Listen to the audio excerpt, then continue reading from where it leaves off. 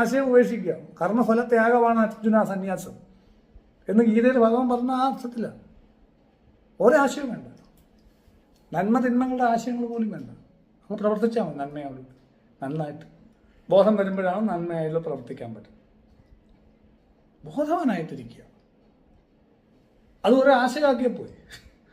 അല്ലാതെ ബോധത്തോടുകൂടി മുന്നോട്ട് പോകുമ്പോൾ കാര്യങ്ങൾ നടക്കും. പിന്നെ ഈ ആധ്യാത്മിക കാര്യങ്ങളിലും പഠിപ്പും വിവരമുള്ളവർക്കാണ് അധികം വഴിതെറ്റി പോവുക. ഞാൻ എൻ്റെ സ്വന്തം അനുഭവം പറയാം. നമ്മൾ അങ്ങോട്ടും ഇങ്ങോട്ടും ചിന്തിക്കും, ഒന്നും അറിയാത്തവനെ എന്തേ ഗുരുനാഥൻ പറഞ്ഞ് അതിൽ വിശ്വസിക്കും. ഇത് ഞാൻ എന്ത് ചെയ്യും, ഇതൊക്കെ ശരിയാണോ, ഇങ്ങനത്തെ ആണെങ്കിലും അതുകൊണ്ടാണ് ഈ പ്രശ്നങ്ങൾ മുഴുവൻ വരുന്നത്. അങ്ങനെ നമ്മുടെ ഒരു ബോധത്തിൽ നിലനിന്നുകൊണ്ട് ഓരോ സെക്കൻഡും ആസ്വദിച്ച് ജീവിച്ച് ഹാപ്പിയായിട്ട് ഇഷ്ടപ്പെട്ട കാര്യങ്ങൾ പ്രവർത്തിച്ച് അവനവൻ ആത്മസുഖത്തിന് ആചരിക്കുന്നത് അന്യന് ഗുണത്തിനായി വരയണം. ശ്രീനാരായണ ഗുരുദേവൻ പറഞ്ഞല്ലേ, നമ്മൾ നമ്മുടെ ആത്മസുഖത്തിന് വേണ്ടി, ഇപ്പം ഞാൻ എൻ്റെ ആത്മസുഖത്തിന് വേണ്ടി ഇതെല്ലാം ചെയ്യുന്നത്, അല്ല ഒരു നിർബന്ധ ബുദ്ധിയോ അങ്ങനൊന്നും വന്നിട്ടല്ല. കാശുണ്ടാക്കാനോ അതൊക്കെ കിട്ടിക്കോളും. നമ്മൾ ആത്മാർത്ഥമായിട്ട് നമ്മൾ നല്ലതായിട്ട് ചെയ്തു പോയാൽ ഓട്ടോമാറ്റിക്കായിട്ട് അതിൻ്റെ കാശും ഭാര്യയും ഒക്കെ വന്നോളും. ഇല്ലേ, വേണ്ട, അത് വന്നോളും. അപ്പം നമ്മളെ ആത്മസുഖത്തിനാണ് ഞാനിതെല്ലാം ചെയ്യുന്നത്. ഇപ്പം നിങ്ങൾ എത്ര രൂപ തരും എന്നൊക്കെ നോക്കിയിട്ടാണ് ഞാൻ ഈ സംസാരിക്കുന്നത്, അല്ലല്ലോ. അല്ല, എൻ്റെ ഒരു സുഖത്തിനാണ് ഞാൻ സംസാരിച്ചത്. അപ്പം ആത്മസുഖത്തിന് ആചരിക്കുന്നത് അന്യന് ഗുണത്തിനായിട്ട് വരികയല്ലേ? മനസ്സിലാവുന്നുണ്ടോ? അത്രേ ഉള്ളൂ. അപ്പം രാജുവേട്ടൻ വേഷം കിട്ടുന്നു, അതൊരു ചുമ്മാ ഒരു പൈസ വേണ്ടി മാത്രമല്ലത്.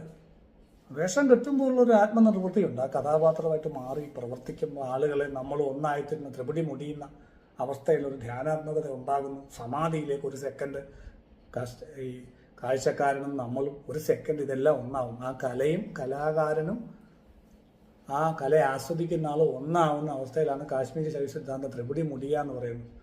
ആ അവസ്ഥയിൽ ഒരു സെക്കൻഡ് ആണെങ്കിൽ പോലും പലപ്പോഴും ആ സമാധി കിട്ടുന്നു. അപ്പോൾ ഒരു ഭയങ്കര സന്തോഷം ഉണ്ടാകും എല്ലാവർക്കും. അത് ഇങ്ങനൊരു കർമ്മമാണ്. അവനവൻ ആത്മസുഖത്തിന് ആചരിക്കുന്നത് അന്യന് ഗുണത്തിനായി വരികയാണത്.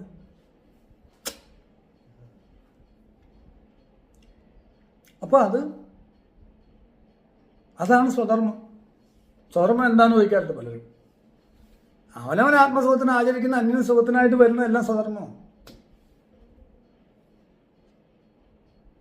മനസ്സിലായോ? അപ്പം എനിക്ക് ആത്മസുഖം കിട്ടുന്ന ജോലി എനിക്ക് ഇഷ്ടമുള്ളതായിരിക്കും, എനിക്ക് വാസനയുള്ളതായിരിക്കും, എനിക്ക് കഴിവുള്ളതുകൊണ്ടാണ് അതിനകത്ത് ഇഷ്ടം വരുന്നത്. ഞാൻ ചെയ്ത റിസൾട്ട് കിട്ടുന്നത്, അതുകൊണ്ടാണ് എനിക്ക് അതിനകത്ത് ഇഷ്ടം വരുന്നത്. ഞാൻ ചെയ്ത ശരിയാവാത്തൊരു കാര്യത്തിന് എനിക്ക് ഇഷ്ടം വരത്തില്ല, അതെൻ്റെ സ്വധർമ്മമല്ല.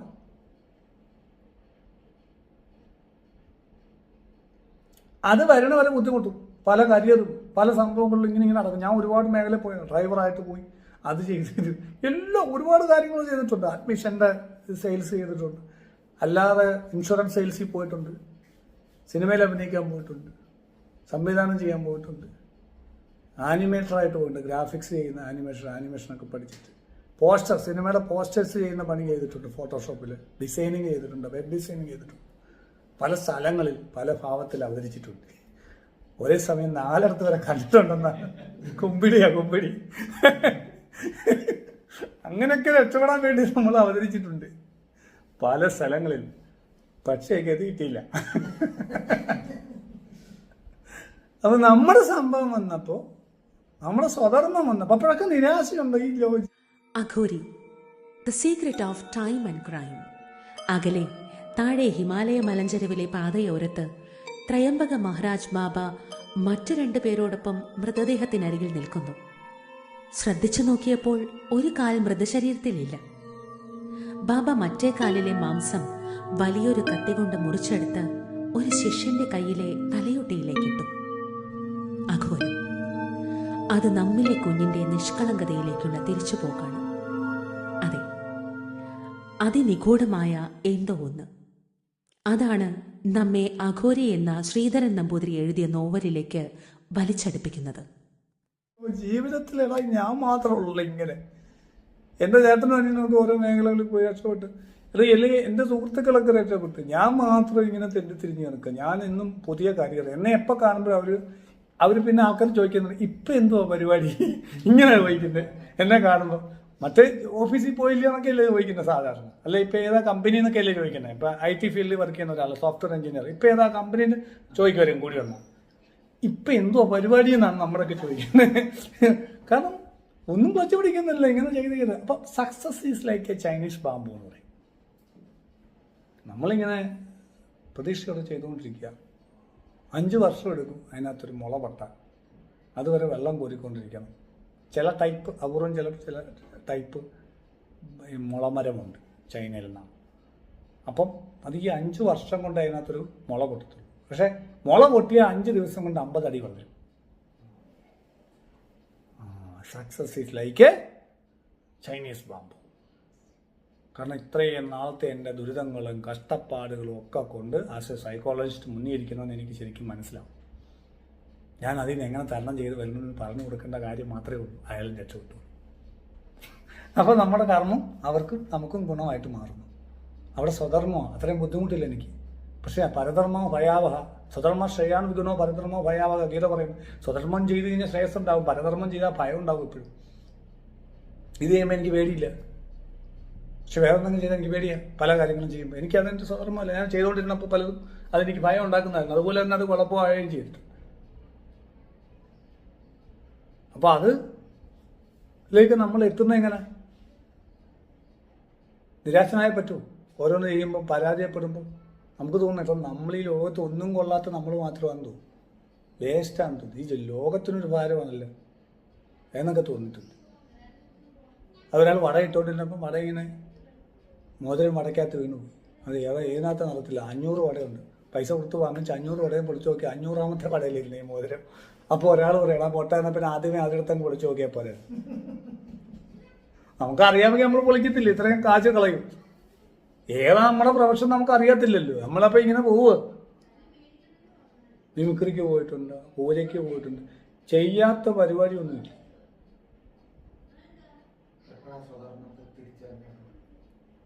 തന്നെ ചില മേഖല നമ്മളെ കൊണ്ടുപോകുന്നു. നമ്മൾ പൊക്കിക്കൊണ്ട് പോകുമായിരുന്നു. ഓരോ മേഖലയിൽ നമ്മൾ താങ്ങിക്കൊണ്ട് വരും, പൊക്കി നടക്കും, ഇങ്ങനെ നടക്കും. അവസാനം ആർക്കും വേണ്ട, നമ്മൾ താഴെ ഇടും, നമ്മളും താഴെ വീണു, അതും താഴെ വീണു.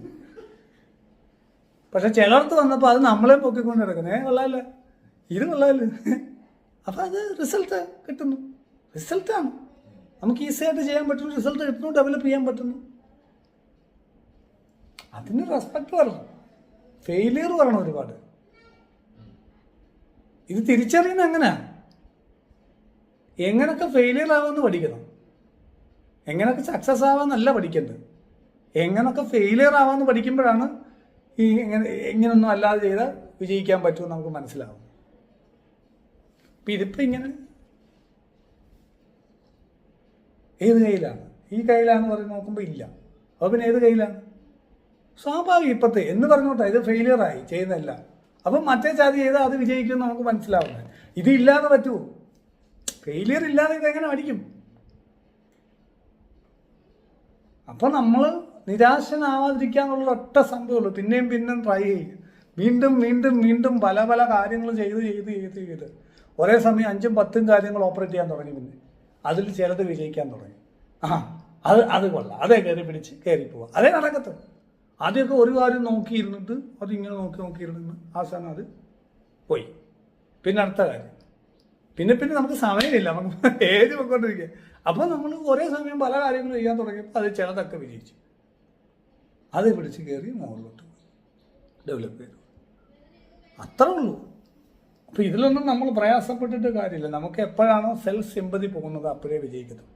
അയ്യോ പാവം, ഞാൻ എന്തുമാത്രം കഷ്ടപ്പെടുന്നു, എന്നെ ആരും മനസ്സിലാക്കുന്നില്ല, എന്നെ ആരും സ്നേഹിക്കുന്നില്ല, ഒന്ന് സഹതപിക്കുന്നു പോലും, എന്നോട് ആർക്കും ഒരു പരിഗണനയില്ല, എൻ്റെ കഷ്ടപ്പാടാരും കാണുന്നില്ല, ഞാൻ ആർക്ക് വേണ്ടിയാ ഇങ്ങനെ, ഞാൻ ഞാൻ ഞാൻ ഞാൻ ഞാൻ ഞാൻ ഞാൻ ഞാൻ ഞാൻ ഞാൻ ഞാൻ ഞാൻ എന്താ ഈ ഞാനുള്ളിടത്ത് ഏത് ദേവനയ്ക്കാണ് കയറാൻ പറ്റുന്നത്? ഏത് ദേവനയ്ക്കാണ് കയറാൻ പറ്റും? ഞാൻ എൻ്റെ ശരീരത്തിൽ നിന്ന് നിങ്ങളുടെ ഉള്ളിലോട്ട് മരിച്ച് നിങ്ങളുടെ ഉള്ളിലോട്ട് വന്നാൽ നിങ്ങൾ എന്നെ വിളിക്കുന്ന എന്തോ പ്രേതം. ഉടനെ ഞാൻ തിരിച്ച് എൻ്റെ ശരീരത്തോട്ട് കയറി ഞാൻ പ്രേതമല്ലാതാവുമോ? ഇല്ല. അപ്പൊ എൻ്റെ ശരീരത്തിലെ പ്രേതം ഏതാ? എൻ്റെ ശരീരത്തിലെ ഏറ്റവും വലിയ ബാധ ഏതാ? ഞാൻ അതായത് നേരം പറഞ്ഞുകൊണ്ടിരുന്നത് ആശയങ്ങൾ എന്നൊക്കെ പറഞ്ഞ ഈ ഞാൻ എന്നുള്ള ബാധയെക്കുറിച്ച്. ഈ ഞാനുള്ളിടത്ത് ഏത് ദേവിക്കാ കയറാൻ പറ്റുന്നത്? സഹായിക്കാൻ എൻ്റെ ദേഹത്ത് ദേവി കയറിയിട്ട് വേണ്ട എന്നെ ഹെൽപ്പ് ചെയ്യാൻ, മാനിഫെസ്റ്റ് ചെയ്ത് ഉദ്ദേശിക്കുന്ന കാര്യങ്ങൾ എന്നിലേക്ക് കൊണ്ടുവരാൻ, എനിക്ക് സമാധി തരാനും കുണ്ടലിന് നേരെയാക്കാനും ഒരുപാട് പണിയുണ്ട് ദേവിക്ക്. ഇതൊക്കെ ദേവിക്ക് എൻ്റെ ശരീരത്തിൽ കയറി ചെയ്യണമെങ്കിൽ എൻ്റെ ഉള്ളിലൊരു ശ്രീധരനമ്പൂരി ഇരുന്നാൽ പറ്റുമോ?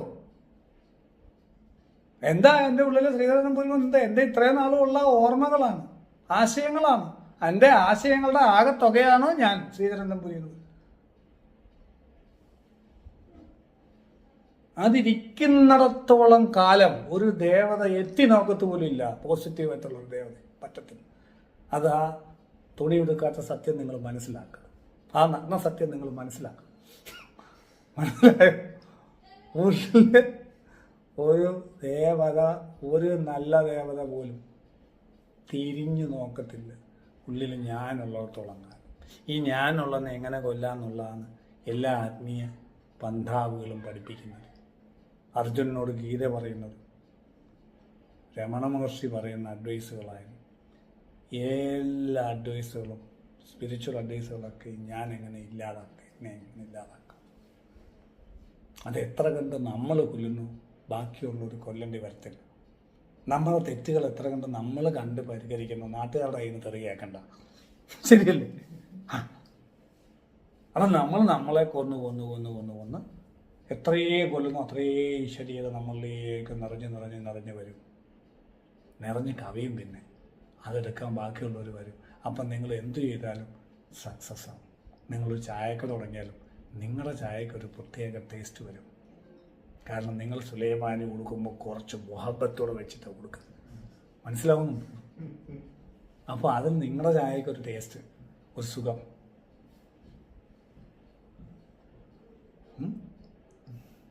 മനസ്സിലാവുന്നുണ്ടോ?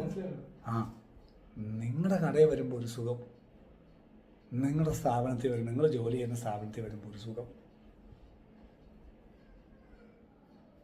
ആ സുഖം നിങ്ങൾക്ക് കൊടുക്കാൻ പറ്റുന്നുണ്ടോ? ആ രസനിഷ്പത്തി, രസത്തെക്കുറിച്ച് അഭിനവ് ഗുപ്താചാര്യനാണ് ശരിക്കും പഠിച്ചിട്ട് പറഞ്ഞിട്ടുണ്ട്. കാശ്മീരി ശൈവ രസം ആണ് എല്ലാം. നമുക്ക് അവനൊരു രസമില്ല, അതൊരു സുഖമില്ല, ആ രസമില്ല എന്ന് പറയും. ഈ രസം തൂങ്ങിച്ചാവാൻ വേണ്ടി മരത്തിൻ്റെ മേലെ കയറി ചെന്ന് കഴിഞ്ഞപ്പോൾ യേശുദാസിൻ്റെ പാട്ട് കേൾക്കുന്നു. ഈ പാട്ടൊക്കെ വിട്ടിട്ട് ഞാൻ ചത്ത് കഴിഞ്ഞാൽ ഇറങ്ങി വയ്ക്കുക, വേണ്ട, നാളെ ചാവാം, ഇന്ന് വേണ്ട, നല്ല സമയമല്ല, മുഹൂർത്തം ശരിയല്ല ചാവാനുള്ള. അങ്ങനെ ഇന്നപ്പോഴാണ് രാജവാശാൻ്റെ കഥകളി അവിടെ നിൽക്കുന്നത്. ലളിതാപൂതന, രാജവാശാൻ്റെ ലളിതാപൂതൻ എന്ത് രസമാണ്. ഇതൊക്കെ കാണാതെ പോകണമല്ലോ ഇറങ്ങി വരും. ഇതൊക്കെയാണ് അവിടെ സംഭവിക്കുന്നത്. മനസ്സിലാവും? രസമാണ്, രസം. ജീവിതത്തിന് എല്ലാ രസം ഉണ്ടാവണമെന്നേ. നമ്മൾ ഈ ആശയങ്ങളിലേക്ക് കൊണ്ടുവന്നു. കല്യാണം കഴിക്കാത്തവന് കല്യാണം കഴിച്ചവനെ കാണുമ്പോൾ രസം പോകും. കല്യാണം കഴിച്ചവന് കഴിക്കാത്തവനെ കാണുമ്പോൾ അസൂയ, ആ രസം പോകും. രസമില്ല, ആളുകൾക്കൊന്നും ഒരു രസമില്ല.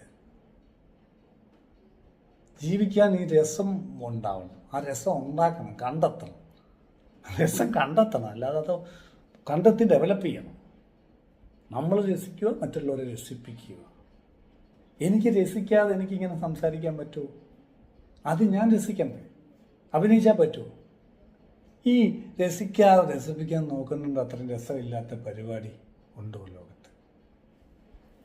അതല്ലേ നമ്മൾ ചെയ്തുകൊണ്ടിരിക്കുന്നത്. നമ്മൾ വളരെ പോസിറ്റീവാണെന്നൊക്കെ കാണിച്ച് അഭിനയിച്ച് നെഗറ്റീവായിട്ടുള്ള കർമ്മങ്ങളിലൂടെ ആ നെഗറ്റീവ് എനർജി ആളുകൾക്ക് കൊടുത്തുകൊണ്ടിരിക്കും. ഒന്നുമില്ല. ജീവിതത്തിൻ്റെ സക്സസിൻ്റെ രഹസ്യം ഇത്രയേ ഉള്ളൂ.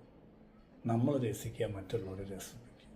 അത് ഏത് മേഖലയായാലും ആ രസം ഉണ്ടാവണം. ആ ഫുഡ് നല്ല രസമാണെന്ന് പറയും അല്ലേ? അത് ഉണ്ടാക്കുന്നതിന് എത്രയും രസമായിട്ട് ഉണ്ടാക്കിയെങ്കിലല്ലേ അതിന് ആ രസം വരത്തുള്ളൂ. അപ്പോൾ ഫുഡിൻ്റെ രസം ഇരിക്കുന്നത് അത് ഉണ്ടാക്കുന്നവൻ്റെ തലയിലല്ലേ? ഭാര്യയായിട്ട് അടി ഉണ്ടാക്കി ഹോട്ടലിൽ ഫുഡ് ഉണ്ടാക്കി കഴിഞ്ഞാൽ ഉപ്പ് കൂടത്തില്ലേ വടക്ക്? ഒരു ശകലം കൂടിക്കഴിഞ്ഞാൽ രസമുണ്ടോ? അപ്പം അവൻ രസിക്കുന്നില്ല, ബാക്കിയുള്ളവരെ രസിപ്പിക്കുന്നില്ല. ശരിയല്ലേ? അപ്പം ഇതുകൊണ്ടാണ് ഈ രസമാണ് ഏറ്റവും അടിസ്ഥാന ആനന്ദം ഉണ്ടാക്കുന്നത്. ഒരു കഥകളി അല്ലെ കല ആസ്വദിക്കുന്ന രസമില്ല, പോയി. ആ രസം ഉണ്ടാവണമെങ്കിൽ ഞാനും അവനും എന്നുള്ള തോന്നൽ വന്ന രസമില്ല. ഒരു നല്ല കലാപരിപാടി അവതരിപ്പിച്ചുകൊണ്ടിരിക്കുമ്പോൾ രാജഭാഷൻ്റെ കഥകളി അടിപൊളിയായിട്ട് നടന്നുകൊണ്ടിരിക്കുക. അപ്പോൾ എനിക്ക് തോന്നുന്നത് ഇങ്ങനെ കമ്മ്യൂണിസ്റ്റുകാരനാണല്ലോ, അല്ലെ BJP-കാരനാണല്ലോ, പിന്നെ എനിക്ക് അങ്ങോട്ട് ആസ്വദിക്കാൻ പറ്റുമോ? പോയി അവിടെ കംപ്ലീറ്റ് പോയി. ഞാനും നീയും എന്നുള്ള രണ്ട് വന്നു. പിന്നെ നീ തല കുത്തിക്കിടന്ന് രാജഭാഷ കാണിച്ചാലും കയ്യിൽ നിന്ന് അത് ആസ്വദിക്കാൻ പറ്റുന്നില്ല. ഞാനൊരു പ്രോഗ്രാം നടന്ന് ക്ലാസ്സിലെത്തുന്നുണ്ട്. അപ്പോൾ അമ്മയുടെ മഹത്വത്തെക്കുറിച്ച് ഇതുപോലെ പറഞ്ഞപ്പോൾ ഒരു പയ്യൻ എണീറ്റങ്ങ് പോയി. പിന്നീട് ഞാൻ ചോദിച്ചു എന്തെങ്കിലും കുഴപ്പമാണോ, അത് കറക്റ്റ് ചെയ്യേണ്ടതെന്ന് വെച്ച് ഞാൻ ആ പയ്യനെ വിളിച്ച് ഞാൻ സംസാരിച്ചു, തപ്പിയെടുത്ത്. പറഞ്ഞു, സാറേ എൻ്റെ അമ്മ എന്നെ ഇട്ടേച്ച് വേറെ ആളുടെ കൂടെ പോയത് അച്ഛൻ. എനിക്ക് അമ്മ എന്ന് പറയുമ്പോൾ സാറ് പറയുന്നതല്ല, എനിക്ക് അവരെ കൊല്ലാനുള്ള കലിയാണ്. പിന്നെ ഞാൻ എങ്ങനെ സാറി ക്ലാസ്സിലിരിക്കുന്നു? ന്യായമാണോ പറഞ്ഞു? മനസ്സിലാവുന്നുണ്ടോ? ന്യായമല്ലേ പറഞ്ഞത്? അവിടെ രസമില്ലാതായി. അതുവരെ ബാക്കി എല്ലാവരും രസിച്ചു, അയാൾക്ക് രസമില്ല, അയാൾ ഞാനും സെപ്പറേറ്റ് ആയി.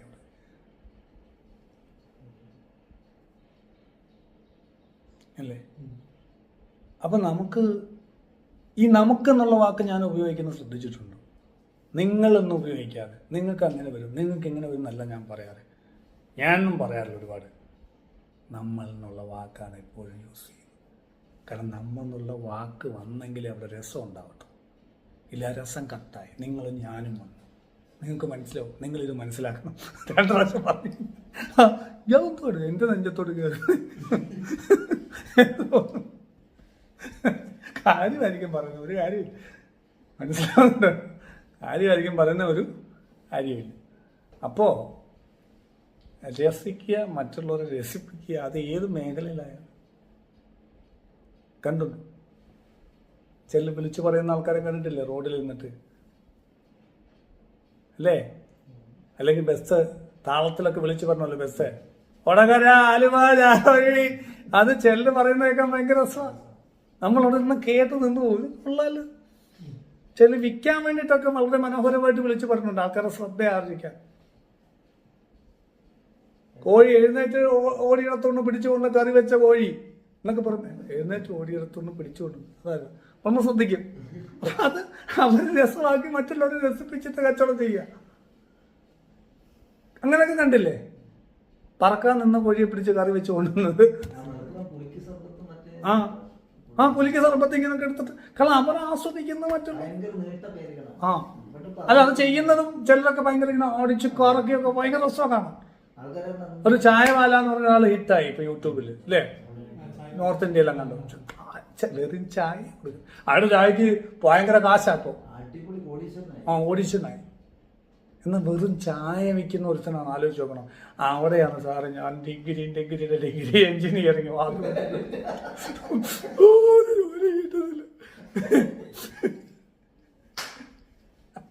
ജീവിക്കാൻ അറിയാത്തത് പറഞ്ഞിട്ട് കാര്യമുണ്ട്. അവന് ഇനി എഞ്ചിനീയറിങ് അല്ല, എന്തോ പഠിച്ചാലെന്തോ കാര്യം. ഒരു ചായ വിറ്റത് ലക്ഷങ്ങൾ വരുമാനം പറയുമ്പോ ഈ ലോകത്ത് അവസരങ്ങളില്ലാത്ത ആണോ കാര്യം? ആണോ? നമ്മൾ രസിക്കാത്തല്ലേ പ്രശ്നം. അത് രസിക്കാൻ നമുക്ക് പോസിറ്റീവ് ബ്രെയിൻ കെമിക്കൽ ഉണ്ടെങ്കിലേ രസിക്കാൻ പറ്റത്തുള്ളൂ. പോസിറ്റീവ് ബ്രെയിൻ കെമിക്കൽ ഉണ്ടോ? ഇല്ല. നമ്മൾ ഡിപ്രഷനിലാണ്. എന്നാ ദേവി വിളിച്ചു. അപ്പോൾ ഓട്ടോമാറ്റിക്കായിട്ട് ക്രിയേറ്റീവ് പോസിറ്റീവ് ബ്രെയിൻ കെമിക്കൽസ് ഉണ്ടാവും. അപ്പൊ ഈ ആദ്യം വരുന്നൊരു രസമാണ്. എന്ത് രസം വരുന്ന എപ്പോഴാണ്? സൗന്ദര്യം ഉണ്ടാകുമ്പോഴാണ്. ഒരു സ്ത്രീയുടെ സൗന്ദര്യം കാണുമ്പോഴാണ് എൻ്റെ ഉള്ളിൽ രസം. എന്ത് രസമാണ് ആ സ്ത്രീയെ കാണാൻ. ഒരു കല സൗന്ദര്യാത്മകമായി ചെയ്യുമ്പോൾ രസമാണ്. ഒരു പടം വരച്ച് എന്തൊരു രസവും അത് കാണാം. എന്ത് സൗന്ദര്യമാണ്. അപ്പോൾ ഉള്ളിലെ സൗന്ദര്യം ഉള്ളവനാകുമ്പോൾ എല്ലാം രസമുള്ളതായിട്ട് തോന്നും. മറ്റൊരാളുടെ കണ്ണിലെ സ്ത്രീ സുന്ദരിയല്ല, വേറൊരാളുടെ കണ്ണിൽ. അപ്പോൾ ഇത് നോക്കുന്നവൻ്റെ ഉള്ളിൽ സന്തോഷം, ആനന്ദം ഉണ്ടാക്കുന്നതാണ് സൗന്ദര്യമുള്ളതായിട്ട് തോന്നും. രസമുണ്ടാക്കുന്നതാണ് സൗന്ദര്യമുള്ളതായിട്ട് തോന്നും, അല്ലേ? അതുകൊണ്ടാണ് 3 പുരങ്ങളിലും നമുക്ക് എല്ലാം സൗന്ദര്യമുള്ളതായിട്ട് തോന്നും. ത്രിപുര സുന്ദരി ഉള്ളിൽ വിളങ്ങുന്നു, ആനന്ദം ഉണ്ടാവും. എൻ്റെ ഉള്ളിൽ ആനന്ദം ഉണ്ടാക്കുന്നത് സൗന്ദര്യമുള്ളതായിട്ട് തോന്നും. അപ്പോൾ അതുകൊണ്ടാണ് അങ്ങനെ പറയുന്നത്. അപ്പോൾ അതുകൊണ്ട് ഇന്നു മുതൽ ഈ പറഞ്ഞ കാര്യങ്ങളെല്ലാം അപ്ലൈ ചെയ്ത്